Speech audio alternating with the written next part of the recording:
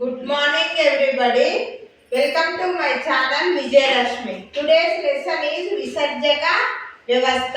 జీవులలో ఏర్పడినటువంటి నత్రజని సంబంధ పదార్థాలను బయటకు పంపడానికి మరియు దేహంలోని ద్రవం యొక్క ద్రవాలలోని ఆయాల గాఢతను స్థితిలో ఉంచడానికి విసర్జక వ్యవస్థ అనేటువంటిది ఉపయోగపడుతుంది. విసర్జనలో ఎక్స్క్రీషన్ అని అంటారు లాటిన్ భాషలో, ఇంగ్లీష్లో. లాటిన్లో ఎక్స్ అనగా బయటకి, సినరే అనగా పంపడం, ఎక్స్క్రీషన్ అనగా బయటకు పంపడం అని అర్థం లాటిన్లో. అయితే వివిధ జీవుల్లో వివిధ రకాలుగా విసర్జన అనేటువంటిది జరుగుతుంది. ప్రోటోజోవాలు వ్యాపన పద్ధతిలో జరుగుతుంది. వ్యాపన పద్ధతి.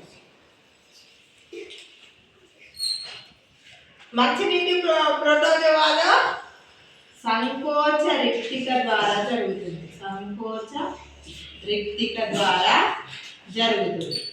నెక్స్ట్ సిలెంటరేటా స్పంజికలు,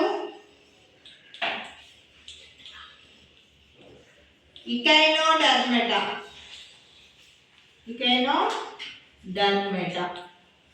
జీవుల యందు వ్యర్థ పదార్థాలు అనేటువంటివి చర్మం దగ్గరికి చేరుతాయి, అక్కడ నుండి బయటకు విసర్జించబడతాయి. అనెలిడా జీవులలో నెఫ్రీడియాల వల్ల జరుగుతుంది.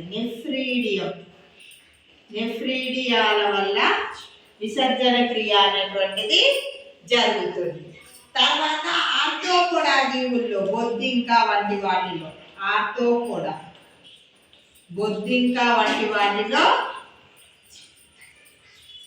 మాల్ఫీజియన్ నాలికల ద్వారా జరుగుతుంది. మాల్ఫీజియన్ నాలికల ద్వారా జరుగుతుంది. ఆర్థోపోడ్. నెక్స్ట్ మొలస్కా జీవులలో వృక్కాలన్నీ కలిసి మూత్రపిండంగా ఏర్పడతాయి.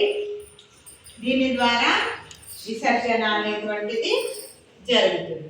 ఈ విధంగా వివిధ జంతువులలో వివిధ రకాలుగా విసర్జన అనేటువంటిది జరుగుతుంది. అయితే మరి మానవుల్లో ఏ రకంగా విసర్జన అనేటువంటిది జరుగుతుందో చూద్దాం. మానవుల్లో జరిగేటటువంటి విసర్జన మూత్రపిండాల ద్వారా జరుగుతుంది. మానవులో ఏర్పడేటటువంటి నత్రజని సంబంధమైన వివిధ జీవక్రియల ఫలితంగా ఏర్పడేటటువంటి నత్రజని సంబంధ పదార్థాలైనటువంటి అమ్మోనియా, యూరియా, యూరిక్ ఆమ్లము, వీటిని బయటకు పంపడానికి కొన్ని హార్మోన్లు, మళ్ళీ కొన్ని లవణాలు, క్లోరైడ్లు, ఫాస్ఫేట్లు, మెగ్నీషియం మొదలైనటువంటి లవణాలను బయటకు పంపించడానికి విసర్జన క్రియ అనేటువంటిది ఉపయోగపడుతుంది. విసర్జన క్రియలో ముఖ్య పాత్ర వహించేది ఏంటి? మూత్రపిండాలు. ఈ మూత్రపిండాలు అనేటువంటివి ఉదర కుహరంలో పృష్ఠకుడ్యానికి అతుక్కొని వెన్నుముకకు ఇరువైపులా ఉంటాయి. మూత్రపిండాలు అనేటువంటివి ఉదర కుహరంలో పృష్ఠకుడ్యానికి అతుక్కొని వెన్నుముకకు ఇరువైపులా ఉంటాయి. ఇవి ముదురు ఎరుపు రంగులో ఉంటాయి. ఈ ముదురు ఎరుపు రంగు మూత్రపిండాలు ఉంటాయి. తర్వాత వాటిలో వృక్క ధమని అనేటువంటిది ఉంటుంది. ఇది ఆమ్లజని సహిత రక్తాన్ని తీసుకొని వస్తుంది. నెక్స్ట్ వృక్క శిర అనేటువంటిది ఉంటుంది. ఇది ఆమ్లజని రహిత రక్తాన్ని తీసుకొని వస్తుంది. వ్యర్థ పదార్థాలు అనేటువంటివి వీటి ద్వారా మూత్రపిండాన్ని చేరుతాయి. అక్కడ మూత్రం ఏర్పడి మూత్రనాళం ద్వారా ప్రయాణం చేసి మూత్రాశయం చేరి ప్రశేషము ద్వారా బయటకు విడుదలైతాయి. అయితే మూత్రపిండము అనేటువంటిది 10 సెంటీమీటర్ల పొడవును కలిగి ఉంటుంది. 5 నుండి 6 సెంటీమీటర్ల వెడల్పు అనేటువంటిది ఉంటుంది. 10 సెంటీమీటర్ల పొడవు, 5 నుండి 6 సెంటీమీటర్ల వెడల్పు, 4 సెంటీమీటర్ల మందము అనేటువంటిది కలిగి ఉంటుంది. మూత్రపిండం యొక్క అడ్డుకోతను, నిలువు కోతను పరిశీలించినట్లయితే దానిలో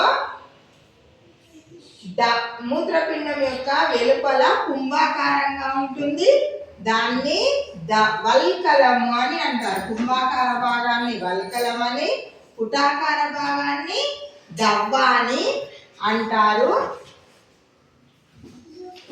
నెక్స్ట్ వల్కలం అనేటువంటిది కొద్దిగా ముదురు రంగులో ఉంటుంది. దవ్వ లేత ఎరుపు రంగులో ఉంటుంది. అయితే మూత్రపిండంలో అనేక అంటే 1.3 మిలియన్ల నుండి 1.8 మిలియన్ల వరకు నెఫ్రాన్లు అనేటువంటివి ఉంటాయి. నెఫ్రాన్లు మూత్రకేశ నాళికలు అని అంటారు. మూత్ర నాళికలు నెఫ్రాన్లు అనేటువంటివి 1.3 మిలియన్ల నుండి 1.8 మిలియన్ల వరకు ఉంటాయి. అయితే ఈ నెఫ్రాన్లు అనేటువంటివి 3 భాగాలు అనేటువంటివి ఉంటాయి. నెఫ్రాన్ ఒకటి మాల్ఫీజియన్ దేహం,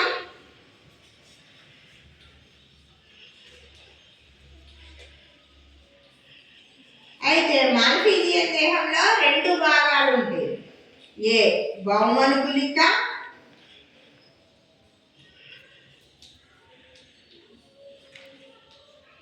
మూత్రకేశ నాళిక గుచ్ఛం. కేశనాళిక గుచ్ఛం, కేశనాళిక గుచ్ఛము, రక్తకేశనాళిక గుచ్ఛం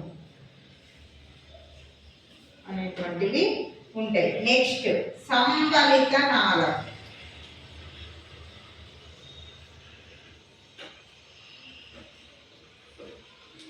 మూడోది సంగ్రహణ నాళం.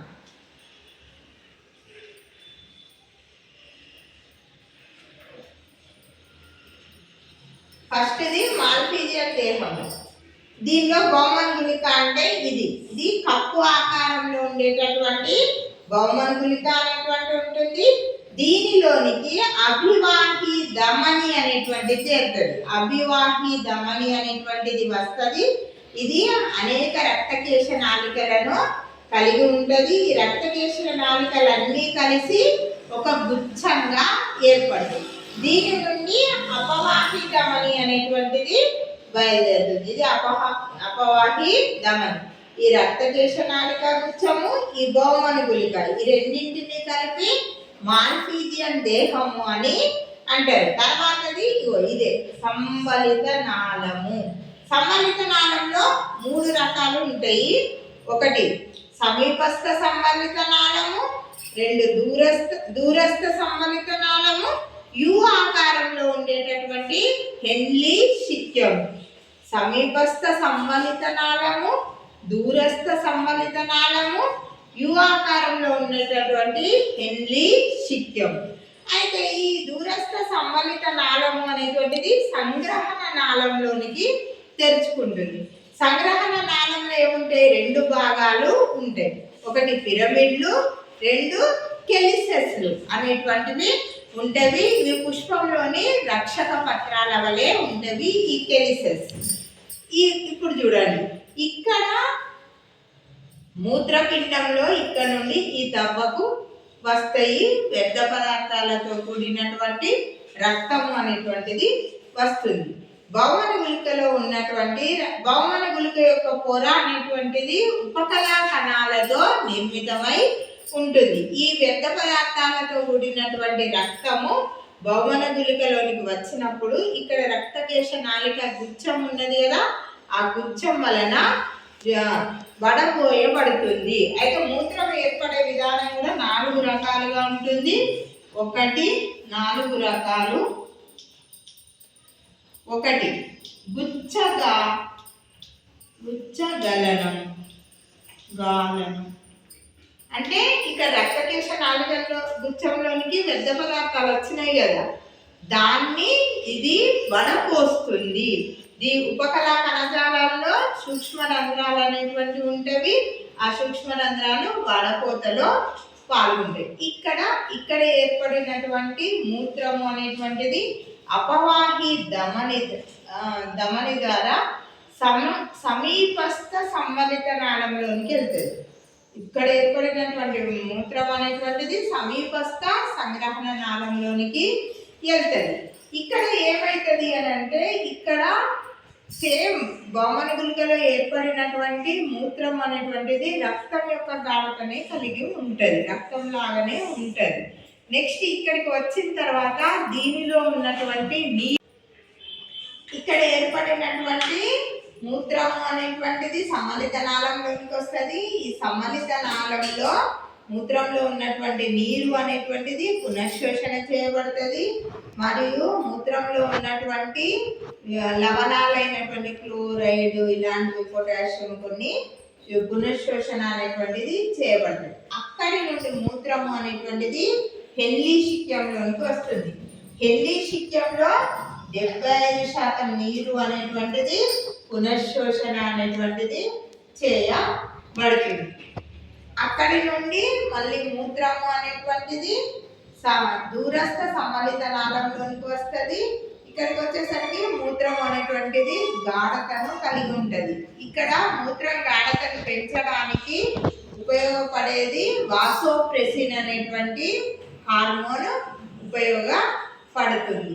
ఇక్కడ మూత్రం అనేటువంటిది అధిక గాఢతను కలిగి ఉండి అమ్మోనియా ఉండడం వల్ల క్షార స్వభావాన్ని కలిగి ఉంటుంది. ఫస్ట్ ఏర్పడేటప్పుడు లవణ స్వభావమే ఉంటుంది. pH అనేది లవణ స్వభావమే 6 ఉంటుంది, లవణ స్వభావాన్ని కలిగి ఉంటుంది. తర్వాత గాఢత చెంది క్షార స్వభావాన్ని కలిగి ఉంటుంది దూరస్థ సమ్మలిత నాళంలో. అక్కడి నుండి మూత్రం అనేటువంటిది సంగ్రహణ నాళంలోనికి చేరుతుంది. సంగ్రహణ నాళం నుండి మూత్ర నాళాలను చేరుతుంది. మూత్ర నాళాల నుండి ఈ మూత్ర నాళాలు అనేటువంటివి తెల్లగా కండరయుతంగా ఉంటాయి. తెల్లగా కండరయుతంగా ఉండి 30 సెంటీమీటర్ల పొడవును కలిగి ఉంటాయి. ఎన్ని సెంటీమీటర్లు? 30 సెంటీమీటర్ల పొడవును కలిగి ఉంటాయి. తెల్లగా కండరయుతంగా ఉంటాయి. ఇందులో పెరిస్టాల్టిక్ చలనాలు అనేటువంటివి జరుగుతాయి. మూత్రం ఇక్కడి నుండి మూత్రనాళాల ద్వారా మూత్రాశయాన్ని చేరుతుంది. మూత్రాశయము ప్రశయకంలోనికి తెచ్చుకున్నది. మూత్రాశయము అనేటువంటిది ముదురు ఎరుపు రంగులో ఉండి బేరి పండు ఆకారంలో ఉంటుంది. అక్కడ నుండి మూత్రం అనేటువంటి ప్రశయకాన్ని చేరుకుంటుంది. కానీ ఈ మూత్రాశయం ప్రశయకానికి తెరుచుకునేటటువంటి దగ్గర 2 కండరాలు అనేటువంటివి ఉంటాయి. ఒక పైన ఉన్నటువంటి కండరం అనేటువంటి మూత్రాశయం నిండగానే ఇది సడలుతుంది. కానీ క్రింద ఉన్నటువంటి కండరం అనేటువంటిది మనతో నియంత్రిత కండరం అనేటువంటిది ఉంటుంది. కానీ చిన్నపిల్లల్లో ఈ కండరము అనియంత్రితంగా ఉంటుంది. ఈ విధంగా మూత్రము విసర్జించడం అనేటువంటిది జరుగుతుంది. మూత్రము అనేటువంటిది పసుపు రంగులో ఉంటుంది. దీనికి గల కారణం హిమోగ్లోబిన్ అనేటువంటిది విభజన చెందినప్పుడు ఏర్పడేటటువంటి యూరోక్రోమ్ అనేటువంటి పదార్థం